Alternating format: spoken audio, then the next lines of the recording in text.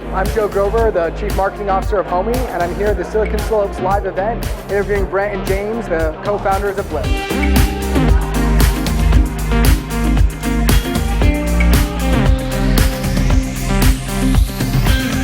Tell us a little bit about the beginnings of Blip. Like, what was where did the idea come from? Who started it, and why did you start it? I was coming back from a conference in Las Vegas for Yesco's sign-in lighting service franchise. I own a company that does digital marketing for them, and so I was returning back from that conference, and I think I had a lanyard on still or something, and the guys were all like, "What's Yesco?" And so the best thing I could think of is, you drove by a whole bunch of their billboards as you were driving down south. And so Brent just started diving in and asking questions and pulling the thing to pieces like he does everything in the world, right? And he was like, is it like Google AdWords? Can I just go and, email them an ad or put up an ad and run it for a day? And I was like, no, that is not how billboards are sold. The digital billboards are sold much like the static billboards. And he was like, why? Like, isn't that just a computer with a huge screen on a stick? And I was like, yeah. And so, we just started pulling the idea apart. And there were a bunch of guys there. We had lots of fun with it, just, envisioning what that world would be if billboards were sold like, online ads.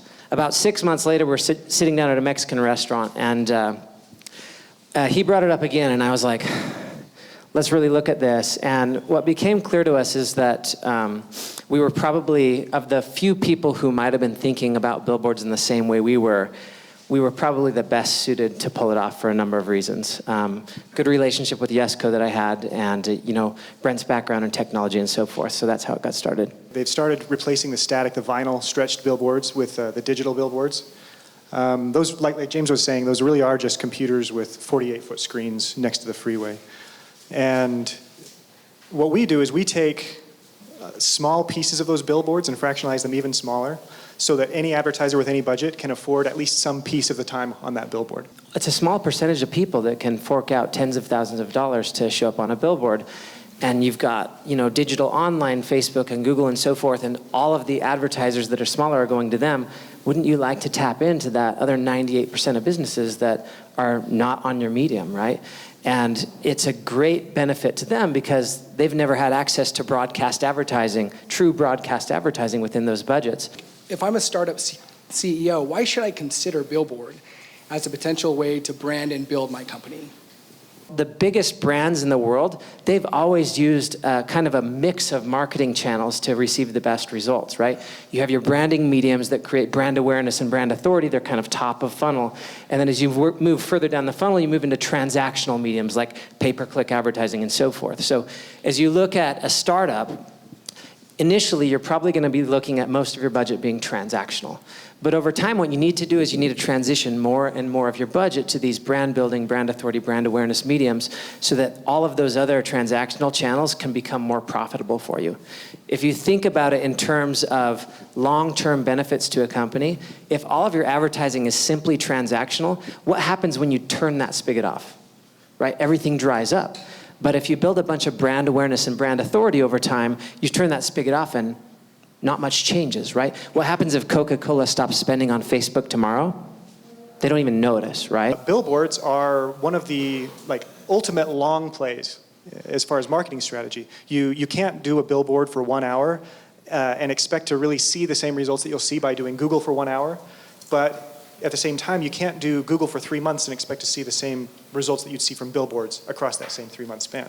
Anything else to add by way of recommendations for marketers and advertisers and CEOs that are considering buying billboards? Don't put your phone number on your billboard. Don't do it. I mean, I'm cruising down the freeway 80 miles an hour. I can't dial the phone number. Don't put your own face on your billboard. Don't put your website on there unless you have a 4 or 5 letter domain. Like if you're not Coke.com, don't put your domain on your billboard. That's not what the medium is good at. That's not where the real value of that medium is. Put your name. Put what it is that you do. Put the 5 words that describe exactly the value that you deliver. There's no short path ROI with billboards. There's no equivalent of a click-through on a billboard. You're going to have to be more creative. You're going to have to be more sophisticated. So treat broadcast like an investment. Treat transactional like an expense.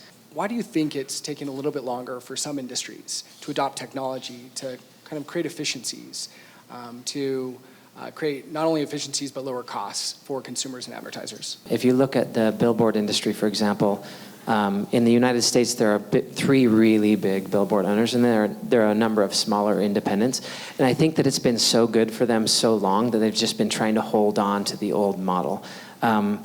When you do that, it makes an industry really prime for disruption. We were, as we were entertaining this business idea early on, we just thought, there's got to be a reason this isn't being done. It's obvious.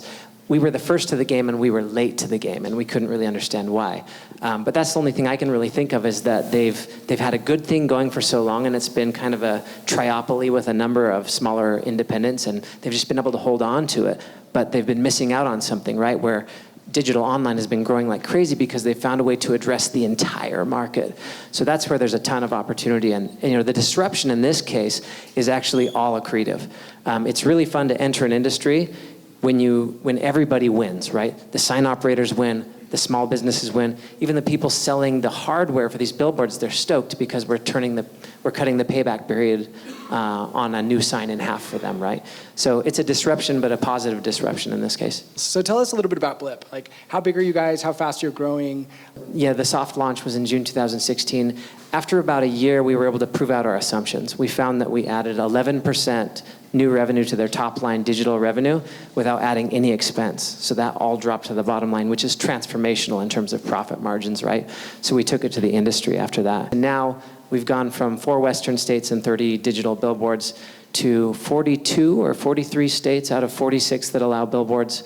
We've got about 45 employees, and we're based here in Provo. What are the biggest lessons you've learned? You both have started multiple businesses. What have you learned the last few years as you've launched Blip? One of the mistakes that I've made in the past is not focusing on personal relationships enough, that when there were things that needed to be addressed, people around didn't always feel comfortable addressing those things.